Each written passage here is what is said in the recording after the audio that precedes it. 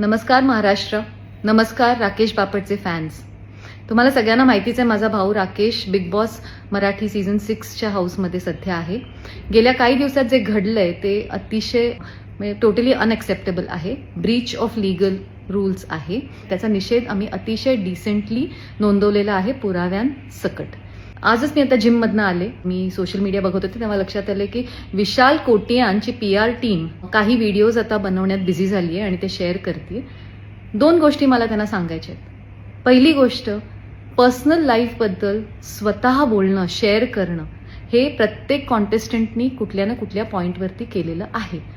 ती गोष्ट रिस्पेक्टफुली स्वतःच्या लाईफबद्दल, लाईफ एक्सपिरियन्सेसबद्दल बोलणं आणि दुसऱ्या कोणाच्या तरी पर्सनल लाईफमधल्या काही इन्सिडेन्सेस वरती डिसरिस्पेक्टफुली बोलणं, ह्या 2 गोष्टींमध्ये ना खूप मोठा फरक आहे. आणि हे बिग बॉसचा बेसिक टर्म्स आहेत की तुम्ही फक्त गेम पुरता बोला. गेम पुरता बोला. तुम्ही नाही आवडत ते कोणी कंटेस्टंट वोट आउट करा, काय जे असेल ते, पण त्या गेम पुरता. गेमच्या बाहेरच्या कुठल्याही व्यक्तींची नावं, स्वतःबद्दल तुम्ही बोलू शकता पण इतरांबद्दल तुम्ही बोलणं अलाउड नाहीये आणि हे ॲब्सोल्युटली व्हायलेशन आहे. ते बोलून सुद्धा नंतर व्हायलन्स तुम्ही प्रोवोक करणं, अंगावर धावून जाणं, हे तर परत रूलमध्ये बसत नाहीये.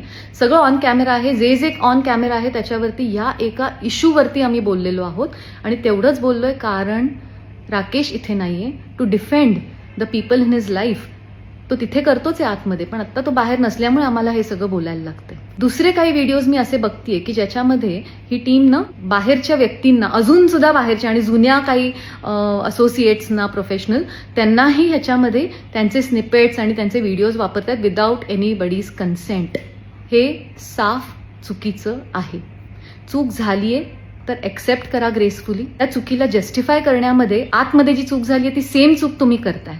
मला एकच सांगायचं आहे की हाच कंटेंट आम्ही पण बनवू शकतो आणि तो क्लिपिंग्स इतक्या वाईट असू शकतात जे आम्ही पण रिलीज करू शकतो, पण मला नाही वाटत मला ते करायचे. राकेशला पण ते आवडणार नाही. त्याच्या मागचं कारण आहे की त्याच्यामध्ये इतर स्त्रिया पण इन्व्हॉल्ड आहेत आणि त्यांच्याबरोबरचा कंटेंट त्यांच्या कन्सेंटच्या शिवाय आम्ही शेअर करू शकत नाही. आम्ही आमच्या व्हॅल्यूजमुळे गप्प आहोत आणि आम्ही फक्त आणि फक्त त्या मुद्द्यावर बोलतोय. मला एवढंच सांगणं आहे आणि खूप डिरेक्ट सांगणं आहे, इथून पुढे आम्ही या मुद्द्यावरती बोलणार नाही आहोत. ह्या घाणेरड्या गोष्टी काउंटर करण्यामध्ये इंटरेस्ट नाहीये. जे तिथे घडलंय त्याच्यावरती आम्ही बोललेलो आहोत.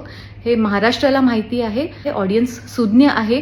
माझं परत एकदा रितेश देशमुख आणि बिग बॉस शोला I have to bring this to your notice that this is not acceptable, this is not done. आणि जे त्याच्या पलीकडे बाहेर चाललेलं आहे ते तर अजिबातच एक्सेप्टेड नाहीये. ट्रोलिंग करा, काहीही करा, आय डोंट केअर, पण जे चुकीचं आहे ते चुकीचंच आहे आणि ते चुकीचंच राहणार आहे, हे लक्षात राहू दे.